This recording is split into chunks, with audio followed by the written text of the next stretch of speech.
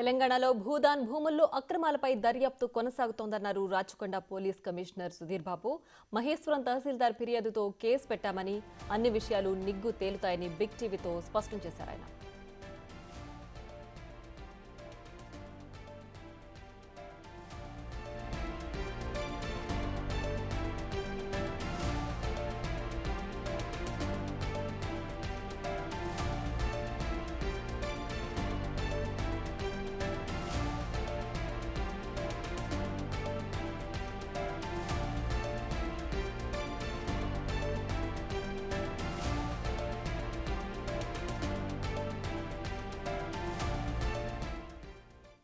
మరింత సమాచారం మా ప్రతినిధి సురేష్ ఫోన్ లైన్లో అందిస్తారు. సురేష్, చెప్పండి, భూదాన్ భూముల్లో అక్రమాలకు సంబంధించి కమిషనర్ ఇంకా ఏమేం చెప్పారు?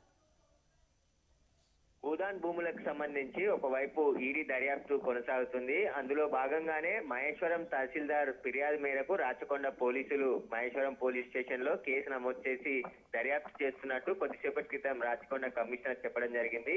ఆ భూదాన్ కి సంబంధించిన రికార్డ్స్ అన్ని కూడా తారుమారు చేశారు. గత ప్రభుత్వంలో జ్యోతి, ఎవరైతే తహసీల్దార్ జ్యోతితో పాటు ఆర్డీఓ, అదేవిధంగా అప్పటి కలెక్టర్ అమయ్ కుమార్ కి సంబంధించి ఈడీ ఒకవైపు విచారిస్తుంది. అదే కేసుని మా మహేశ్వరం తహసీల్దార్ ప్రజెంట్ ఉన్న తహసీల్దార్ ఫిర్యాదు మేరకు రాచకొండ పోలీసులు కేసు నమోదు చేసి దర్యాప్తు చేస్తున్నామని చెప్పేసి కూడా చెప్పడం జరిగింది. అందులో ఏదైతే ధరణి పోర్టల్లో భూదాన్ భూములని రికార్డ్స్ అన్ని మార్చేసి వాటిని రిజిస్ట్రేషన్ చేసి వేరే వ్యక్తుల పేరు మీద పాస్బుక్లు కూడా ఇష్యూ చేశారు. కాబట్టి దీంట్లో అవకతవకలు జరిగాయి. అసలు భూదాన్ భూములు అనేది ప్రొబికేట్ లిస్ట్ లో ఉంటాయి. ఎలాంటి కొనుగోలు అమ్మకాలు జరపకుండా నిషేధిత జాబితాలో భూములు ఉంటాయి. కానీ ఆ నిషేధిత జాబితాను ఎలా తొలగించారు, ఎలా రిజిస్ట్రేషన్ చేశారు, భూమి మార్పిడి ఎలా జరిగిందనే దానిపై ప్రస్తుతం రాచకొండ పోలీసులు దర్యాప్తు చేస్తున్నారు. మహేశ్వరం డీసీపీ సునీతారెడ్డి ప్రత్యక్షంగా ఆమె పూర్తి దర్యాప్తు చూస్తుంది. ఎందుకంటే ఆ భూదాన్ భూములన్నీ మహేశ్వరం మండలంలోనే ఉన్నాయి కాబట్టి అక్కడ ఈ భూములకు సంబంధించిన రికార్డ్స్ అన్నిటిని కూడా ఇప్పటికే తహసీల్దార్ నుంచి గతంలో ఉన్న రికార్డ్స్, ఇప్పుడున్న రికార్డ్స్, వాటన్నిటికి సంబంధించి దర్యాప్తు కొనసాగుతుందని చెప్పేసి కూడా పోలీసులు చెప్తున్నారు.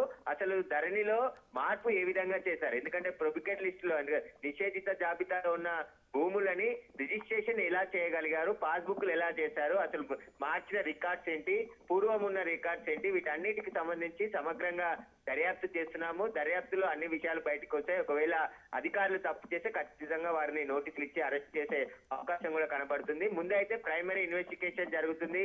ఆ రికార్డ్స్ అన్ని కూడా పరిశీలిస్తున్నట్టు పోలీసులు చెప్తున్నారు. ఇప్పటికే మహేశ్వరం మండల ఆఫీస్ లో ఉన్నటువంటి ఓల్డ్ రికార్డ్స్ తో పాటు భూదాన్ భూములకు సంబంధించిన రికార్డ్స్, ఇప్పుడున్న రెవెన్యూ రికార్డ్స్, పక్కనే ఉన్న సర్వే నెంబర్లకు సంబంధించిన పూర్తి డాక్యుమెంట్స్ అన్నిటిని కూడా పోలీసులు పరిశీలిస్తున్నారు. అసలు ఈ రికార్డ్స్ అన్ని ఎలా తారుమారు చేశారనే దానిపై కూడా పోలీసులు అయితే దర్యాప్తు చేస్తున్నారు. ఈ దర్యాప్తులో ఆ విషయాలన్నీ బయటకు వచ్చే అవకాశం కనబడుతుంది. ఒకవేళ అమయ్ కుమార్, తహసీల్దార్, ఆర్టీఓ వీరందరూ కూడా అక్రమాలకు పాల్పడితే ఖచ్చితంగా వారిపై కేసులు నమోదు చేసి వారిని నోటీసులు ఇచ్చి విచారించే అవకాశం కూడా కనబడుతుంది. Right Suresh, thanks for the updates.